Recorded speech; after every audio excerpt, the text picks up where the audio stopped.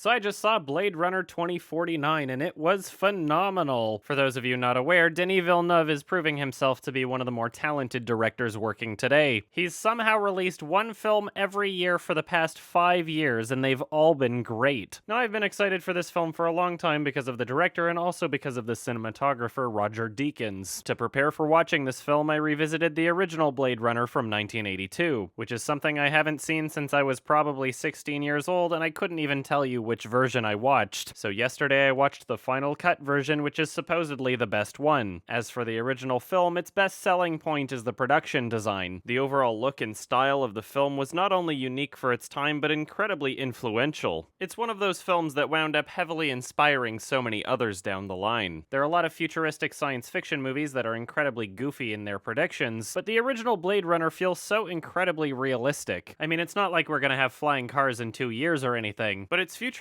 dystopian universe somehow feels pretty grounded. Either way, it's a fun and interesting universe for a film to take place in, and I'm really glad that Denis Villeneuve was given the opportunity to expand on it. And in my opinion, this newest film is in almost every way a huge improvement. Blade Runner 2049 is a sequel that is completely faithful to the original and somehow brings a lot more to the table, which is refreshing after seeing so many like Episode 7, Finding Dory, and Jurassic World, films that copy and paste the exact same plot and do nothing but reference the original in kind of a, hey, remember we made this way? Not saying I didn't enjoy Episode 7, but I'm just being honest about what it is. Instead, Blade Runner 2049 marks itself as one of the best sequels ever made. Although there were references to the original Blade Runner, it was almost always in the interest of adding to the story in a necessary way. It is very much a continuation of the events in the first film, not a reset button that happens to take place years later. The opening scene and the climax of the film have very similar feels to the original, but the entire plot and experience of the film is very much its own thing. The original Blade Runner created a fascinating universe but left so much unexplored, and whereas some filmmakers might see that as an excuse to not leave any stone unturned, instead Blade Runner 2049 uses this as an excuse to explore entirely new concepts, characters, and themes within the same story. It feels like Blade Runner, and yet it's like nothing you've ever seen before. It's a film that feels as though it somehow doesn't belong in this decade or the 1980s at the same time. It's an anomaly of an entrancing universe and masterful filmmaking. Now, as I mentioned, I consider the original Blade Runner's biggest selling point to be its production design. And for those of you who are curious, I'd give the original film an 8 out of 10 overall. And although the production design for this film is likely better than anything you'll see all year, the biggest selling point for Blade Runner 2049 is the cinematography combined with visual effects. This is such an incredibly visceral experience to the senses. Almost every single frame of this entire film could be used as a beautiful desktop background. There is such a huge, colorful variety of different settings and locations in this film, and the way that each of those is presented visually is just so breathtaking. When you have a science fiction universe at your disposal, you have so much creative freedom to decide where things will take place and how. And it's clear that they put a lot of effort into this because there are so many incredibly ambitious scene concepts. Ambitious because they don't work unless they're pulled off flawlessly, and somehow they managed to do just that. This film adds so much in a way that it's legitimately improving upon the original. The original film's setting and lighting often felt repetitive and claustrophobic, but this new film has a healthy variety that still feels as though it's legitimately in the same universe and doesn't feel like it's overkill. The original Blade Runner's story and pacing often feels slow and stagnant, and what's crazy about this newest film is that it is infinitely more interesting and entertaining, and yet somehow didn't sacrifice the pacing of the original. It is in no way an action-packed ADHD bastardization, but there is so much to soak in about the story concepts and the visuals especially, that time just flies by. I've seen this movie in theaters twice now, and the second time I saw it, it felt like an hour had passed. It's a 2-hour and 43-minute long film, which I was not expecting after watching the final cut of the original and it being under 2 hours. But nothing in the film ever felt boring or unnecessary. Each scene had a purpose in the film, and there was always impressive filmmaking behind it. All of the performances were fantastic. Ryan Gosling was amazing as usual. Robin Wright was awesome. This is also a very redeeming performance for Jared Leto, especially after Suicide Squad. The character he plays in this film feels like the actual character and not just Jared Leto. And this is Harrison Ford's best performance that I can remember, which says a lot considering how his Star Wars Episode 7 performance was. Denis Villeneuve is a man who clearly cares about the universe the original original film created. And I hope that Hollywood decides to give him more projects like this because these are often left in the wrong hands. Apparently, he's interested in making his own version of Dune. So tell your friends to check out Blade Runner 2049 in theaters, check it out yourself, see it multiple times, give this guy some fucking money so that he gets to do projects like this again. Because otherwise we are voting with our wallets and saying, no more of this please. I would rather have another Jurassic World, or another World War Z, and 800 more Star Wars. There's only a couple things that I'm a little bit fuzzy on in the plot that I can't really go into right now, but I'd like to find out more. And there were some minuscule bits of cheese and convenience sprinkled throughout the film, but otherwise this film is essentially a masterpiece. And this incredibly ambitious storytelling and filmmaking will be remembered in years to come. And I'm giving this one a 9, but might change it to a 10 later, I don't know, out of 10. Also, by the time this video is published, I will be doing my Sunday Twitch stream. There's a link in the description if you want to come hang out. Thank you!